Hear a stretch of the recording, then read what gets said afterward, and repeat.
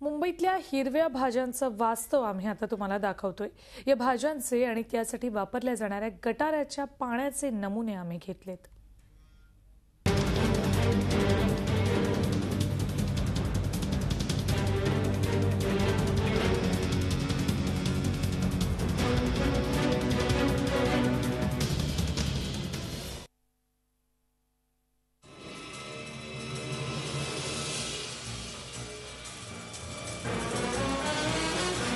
ठिकाण गोरेगाव मुंबई।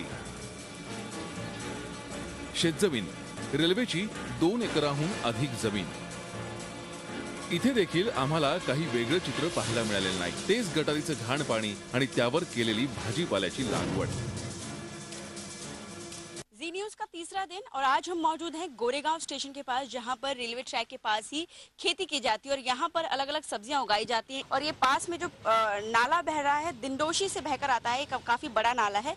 इस पानी से ये पूरी खेती की जाती है और यहाँ पर जो इस खेती को करते हैं उनसे बात कर लेते हैं कि कितनी बड़ी जमीन है और कैसे ये खेती करते हैं। आपका नाम?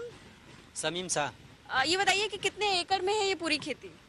होगा 2 एकड़ में। 2 एकड़ में। कब से कर रहे हैं आप? 20 साल से। सर्वात धक्कादायक बाब म्हणजे या ठिकाणी भाजीपाल्याचं उत्पन्न गटारीच्या पाण्यावर घेतलं जातं। हे शमीमनं सर्वांसमोर बिनधास्तपणे मान्य केलं। एक बात बताइए कि बारिश में तो चलिए काम हो जा रहा है, बारिश के पानी से। बारिश के पानी से 12 महीने इतनी ज्यादा खेती करने के लिए पानी आप कहाँ से लाते हैं? ये नाले के पानी से। नाले के पानी से। और ये कहाँ से आता है? नाला कितना बड़ा है ये डिल्डोसी से आता है और स्कूटर कॉलोनी से आता है। लेकिन ये वही नाला है, सीवेज का नाला है, जहाँ पर सारा पानी गंदा पानी आकर मिलता है। हाँ वही पानी है। थोडक्यात काय तर ताज्या तवन्या दिसणाऱ्या मात्र गटारीच्या पाण्यावर जगणाऱ्या या भाज्या थेट तुमच्या ताटात येतात। मुंबईतल्या इतर भागातही आमच्या टीमने जाऊन शहानिशा केली आहे, मात्र सर्व ठिकाणी सारखंच चित्र दिसलं। काही ठिकाणी तर आणखीनच किळसवाणं चित्र पाहायला मिळालं। आम्ही भाजी आणि पाण्याचे नमुने घेतले आणि हैराणच झालो।